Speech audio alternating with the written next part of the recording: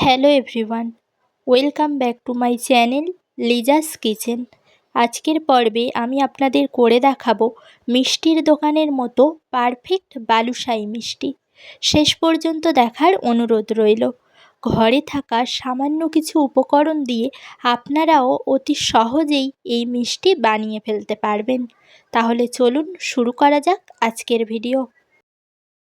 বালুশাহী বানানোর জন্য আমাদের প্রয়োজন 400 গ্রাম ময়দা, 300 গ্রাম চিনি, 50 গ্রাম ঘি, 50 গ্রাম সাদা তেল, ছোট এলাচ পরিমাণ মতো, লবণ এবং বেকিং সোডা। ময়দা মাখার আগে ময়দার মধ্যে দিয়ে দিচ্ছি পরিমাণ মতো লবণ আর পরিমাণ মতো বেকিং সোডা। এবার ময়দার সাথে লবণ আর বেকিং সোডা ভালোভাবে মিশিয়ে নিতে হবে। এই পর্যায়ে ময়দার মধ্যে দিয়ে দিচ্ছি 50 গ্রাম ঘি। এবার হাতের সাহায্যে ময়দার সাথে ঘিটা একটু মিশিয়ে নেব। ময়দার সাথে ঘি মেশানো হয়ে গেলে ময়দার মধ্যে 50 গ্রাম সাদা তেল দিয়ে দেব। এবার সমস্ত উপকরণ হাত দিয়ে ভালোভাবে মিশিয়ে নিতে হবে। এবার আপনারা মুঠো করে দেখতে পারেন, যখন দেখবেন এইভাবে দলা পাকানো যাচ্ছে তখন বুঝতে হবে তেল আর ঘিয়ের পরিমাণ একেবারে সঠিক হয়েছে। এবার অল্প অল্প করে জল দিয়ে ময়দাটাকে মেখে নিতে হবে। মনে রাখতে হবে ময়দাটা যেন খুব শক্ত বা খুব নরম না হয়। এক্ষেত্রে আমি রুম টেম্পারেচারে থাকা জল ব্যবহার করছি। ময়দাটাকে এভাবে এবড়ো খেবড়ো করে মেখেই রেখে দিতে হবে, পুরো সমান করার দরকার নেই। এতে করে বালুশাহীর ভিতরটা অনেকটা নরম থাকে। এবার উপর দিয়ে সামান্য একটু ঘি ছড়িয়ে আলতো হাতে একটু মেখে নিয়ে 30 মিনিটের জন্য ঢাকনা চাপা দিয়ে রেখে দিতে হবে। এবার আমি চিনির শিরা বানিয়ে নেব। শিরা বানানোর জন্য একটি ফ্রাইং প্যানে চিনি এবং পরিমাণ মতো জল দিয়ে বেশ কিছুক্ষণ ধরে ফুটিয়ে নেব। এই সময় ছোট এলাচ হালকা একটু থেতো করে চিনির শিরার মধ্যে দিয়ে দিলাম। এবার এই মিশ্রণটাকে বেশ কিছুক্ষণ ধরে ভালোভাবে ফুটিয়ে নিতে হবে।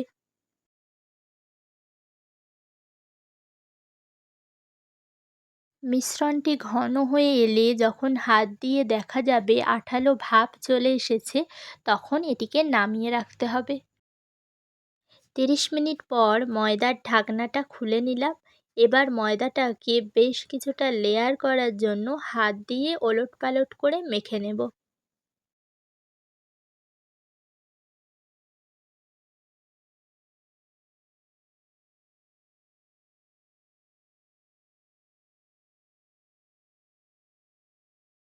ময়দা মাখানো হয়ে গিয়েছে। এবার ময়দা থেকে ছোট ছোট করে লেচি কেটে নেব।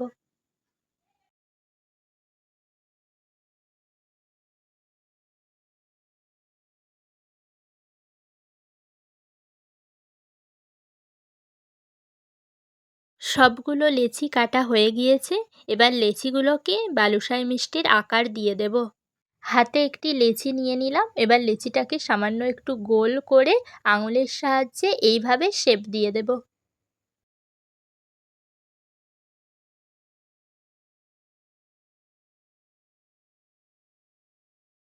একইভাবে আরও কয়েকটি বানিয়ে আপনাদেরকে দেখিয়ে দিচ্ছি।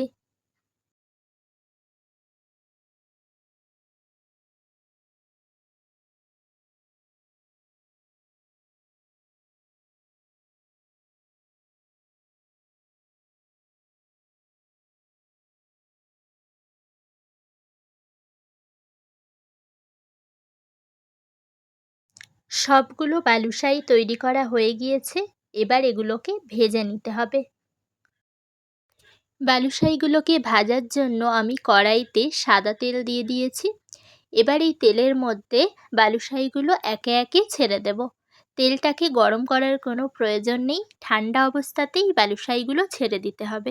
এই সময় গ্যাস একেবারে লো ফ্লেমে রেখে দিতে হবে।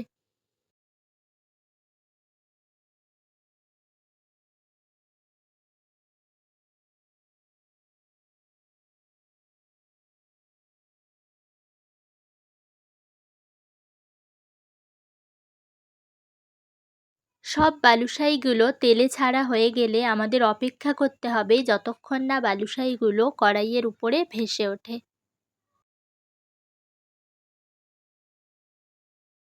আপনারা দেখতেই পাচ্ছেন বালুশাহিগুলো কড়াইয়ের উপরে ভেসে উঠেছে।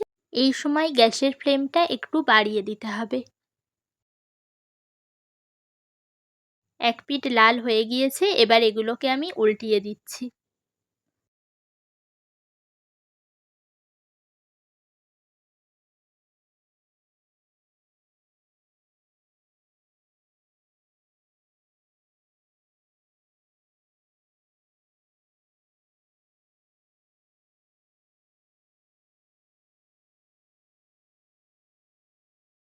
আরও এক পিঠ লাল হয়ে গিয়েছে, আর একবার উল্টিয়ে দিচ্ছি।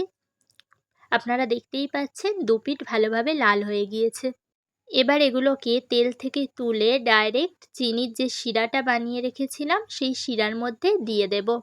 শিরাটা যদি ঠান্ডা হয়ে যায় হালকা একটু গরম করে নিতে হবে।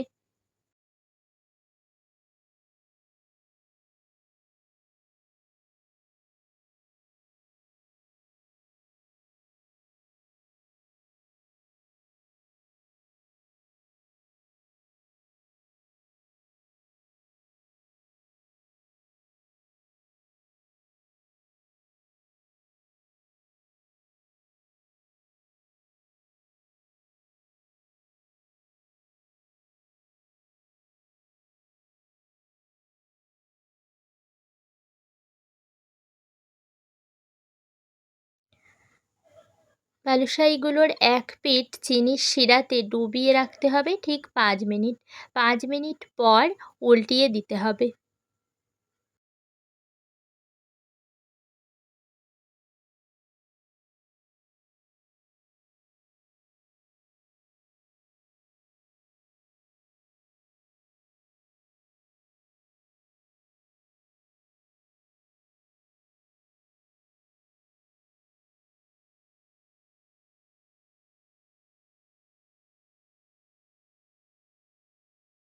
অপর পিঠটিও চিনির শিরায় ঠিক 5 মিনিট ডুবিয়ে রেখে এগুলিকে তুলে নিতে হবে। তাহলে দেখলেন তো বাড়িতে বসেই মিষ্টির দোকানের মতো পারফেক্ট বালুশাহি কীভাবে বানানো যায়। আশা করি আপনারাও এটি বাড়িতে বানিয়ে দেখবেন। আর ভিডিওটি ভালো লাগলে সাবস্ক্রাইব করে পাশে থাকবেন। দেখা হবে আগামী ভিডিওতে। সবাই ভালো থাকবেন, সুস্থ থাকবেন।